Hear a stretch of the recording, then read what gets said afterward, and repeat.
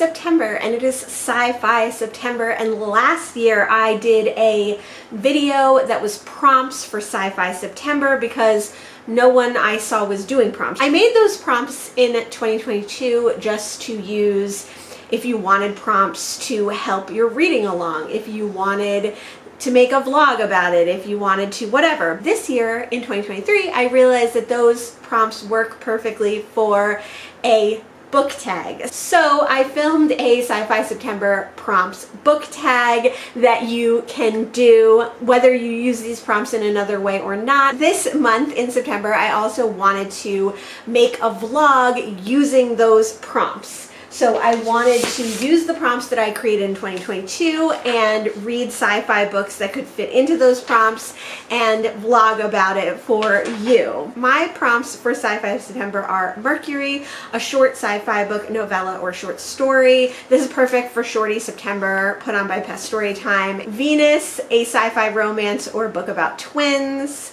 Earth, a sci-fi comfort read. Mars, a sci-fi book with red on the cover or featuring Mars or Martians. Jupiter, a sci-fi horror. Saturn, sci-fi that's part of a series or that is set in space. Uranus, a sci-fi book out of your comfort zone. Neptune, a water-themed sci-fi. And the bonus prompt is The Sun, a classic sci-fi book or author.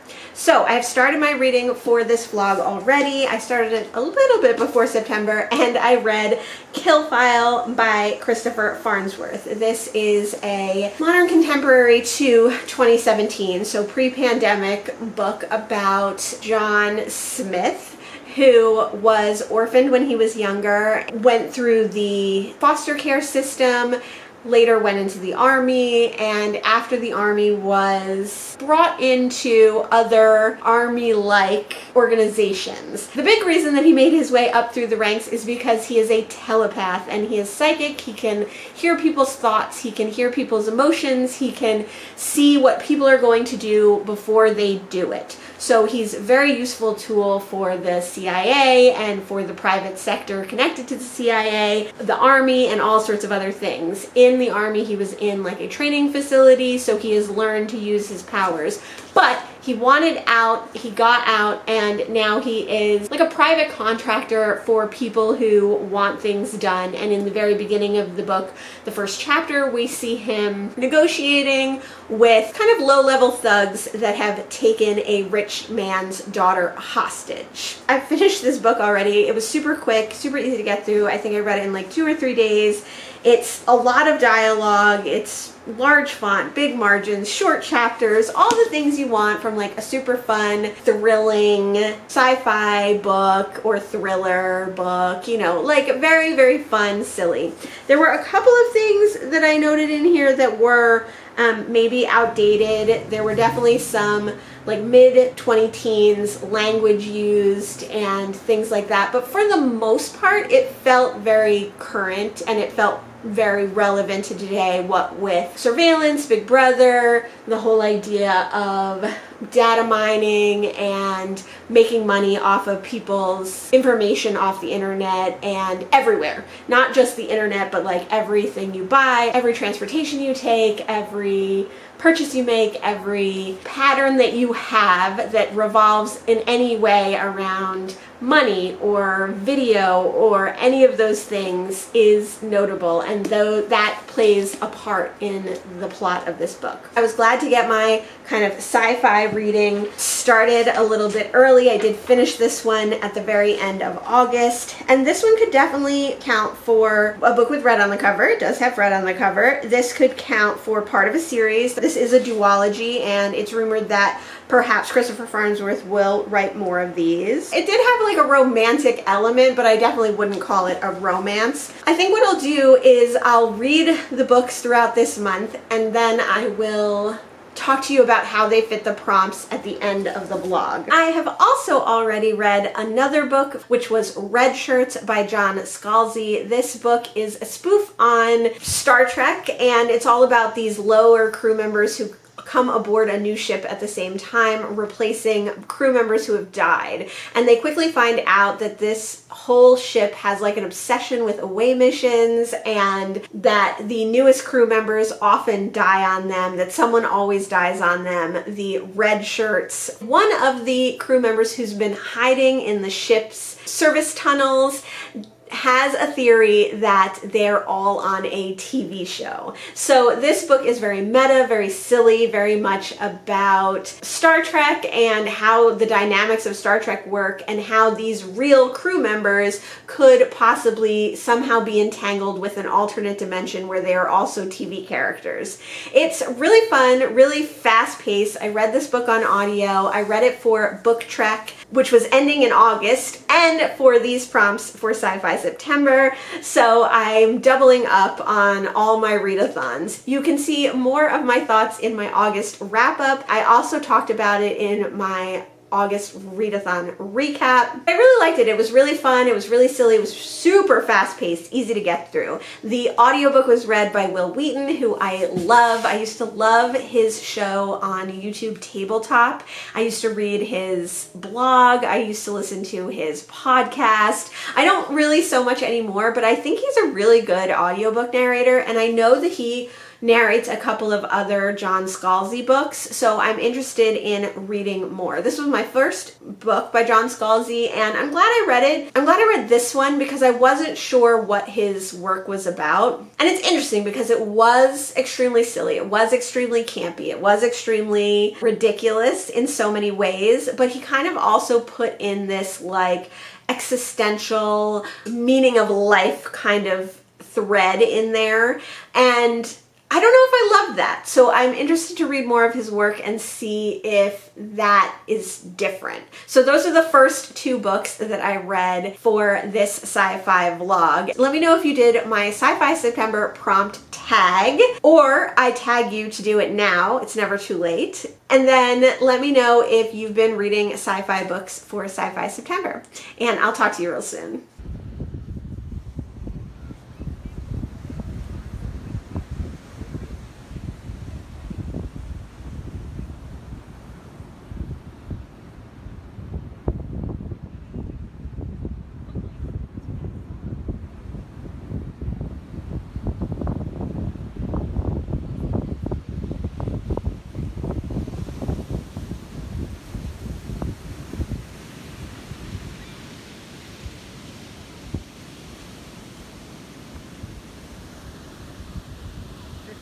It is getting close to the end of September, and I have finished another book for my sci-fi reading. I finished Exit Strategy, which is the fourth book in the Murderbot series. I've been reading these all on audio. This one kind of closed the first sort of smaller story arc that we've learned about Murderbot, our main character. If you want to see more of my thoughts on the Murderbot series, I'll list my 5 books in 5 days video that I recently did down below, and my July reading wrap-up where I talk about a little bit about the first book and more about the second and third books. In this fourth installment, like I said, we are picking up right where we left off after book 3, and then we're kind of moving towards what the first novel is going to be. So our initial kind of story arc is closing, and the next book is a longer novel. It's still only like 250 pages because the previous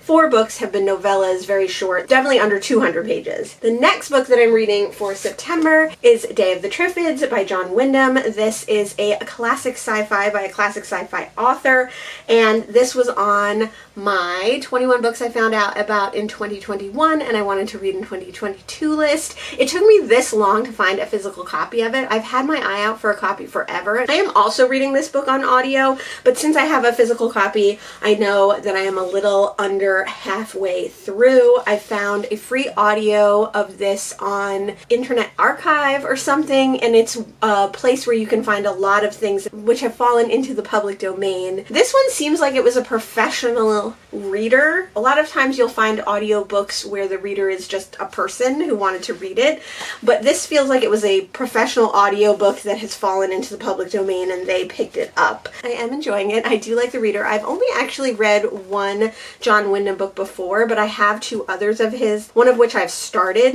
but never read the entire thing. I was thinking I was going to read one of those for this project, but now that I have Day of the Triffids, I can knock it off my Sci Fi September list and my 21 books I found out about in 2021 list. This book was written in 1951 and it has a lot of tropes and ideas that you'll see coming up in later sci-fi really often. So I think if you're reading this now, you might be like, oh, I've seen that before and maybe I've seen it done better. But a lot of Wyndham's books, because he was kind of a forgotten sci-fi, classic sci-fi author, are the first time you saw those tropes.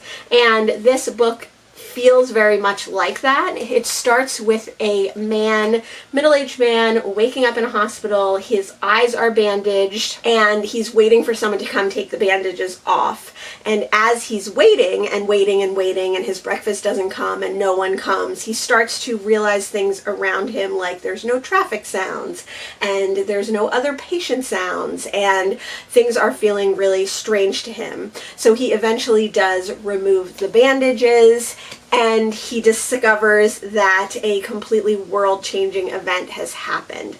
And as he's kind of walking around the world when he eventually leaves the hospital and seeing what the repercussions of this world-changing event were, he's piecing together how it came about. And we're also learning through his kind of remembrances and ideas of what's going on now, what the world was like before this thing happened. And we find out that the Triffids exist, which are kind of a semi-sentient plant that was discovered several years before. And when they discovered this plant, they discovered how amazing its properties were, that its oils and essences could be used as fuel. And they quickly began cross-pollinating and distributing their seeds all over the world, and we learn how our main character came to be in contact with them and what his relationship to this new plant are. I think it's interesting the way things were laid out and how it's progressed, and I really appreciate how John Wyndham tells the story so that the world feels comfortable to you, but there are obviously things that are not like our world, so you have to listen and pay attention to our main character and the reminiscences that he is having and the explanation of what the world is. And then there's this catastrophic event and we're figuring that out together with the main character. So I'm really liking it. I loved The Chrysalids, which I read a few years ago by John Wyndham, and I think that one will probably always have a special place in my heart, but I can see why The Day of the Triffids is like his most well-known work. So I'm planning on finishing this one, but when I read some more, I will let you know, and I will also come back and fill in some of the prompts, let you know what books fit what prompts and how I'm using them.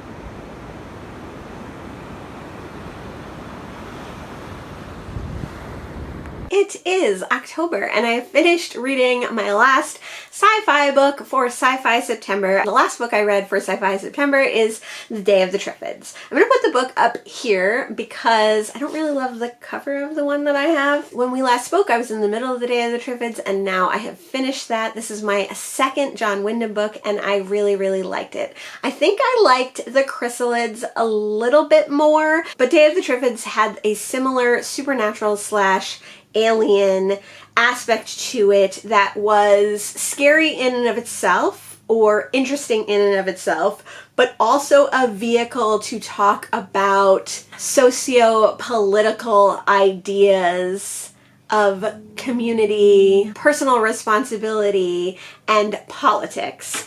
So Day of the Triffids uses these kind of bizarre, weird plants and a meteor shower that causes everyone to go blind to kind of deconstruct society, to demonstrate how society would fall apart if it were deciding to be completely selfish, and to push some political ideas of community and personal responsibility to the larger whole. Although these books do, I think, push a certain agenda, and I think that they are perhaps a little heavy-handed in it, I don't necessarily think that that detracts from the enjoyment of the book.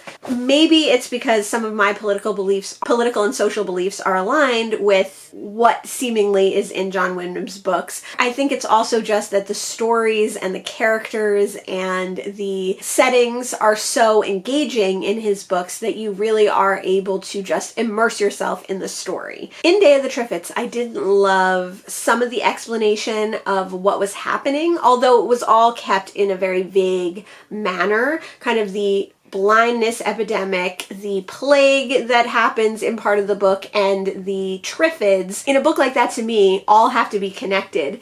And there was some contradicting ideas in Day of the Triffids to suggest that maybe they were not all connected.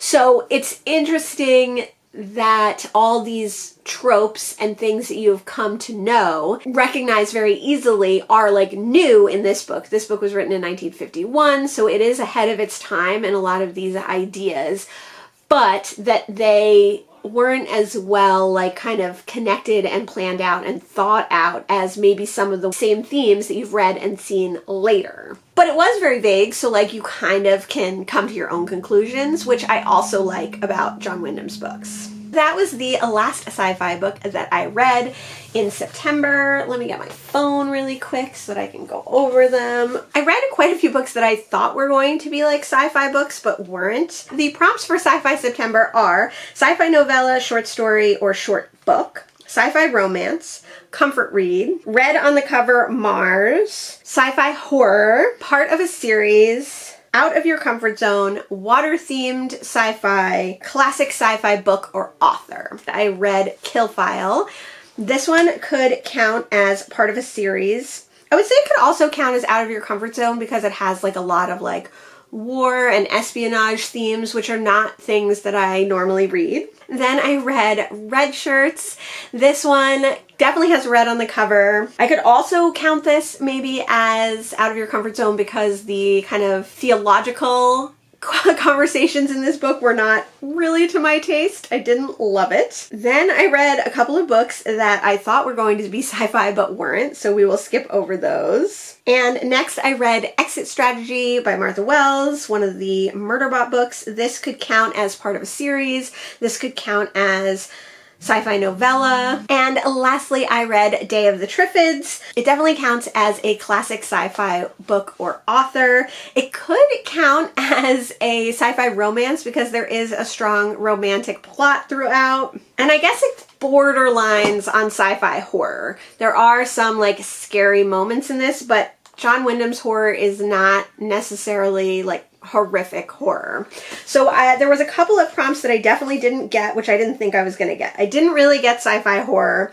I had wanted to read a sci-fi horror book, and I'm hoping to get to that in October. I didn't get water themed. That's like the hardest prompt on here, I think, is water theme or book about twins, if you're doing the other side of the romance prompt. Let me know if you've done my Sci-Fi September planetary prompts tag. Please feel free to do it anytime. You don't have to do it in Sci-Fi September. I will also list the original sci-fi prompts video down below that I am going off of, so feel free to use those anytime as well. You can use them in September, but you can use them throughout the entire year if you'd like.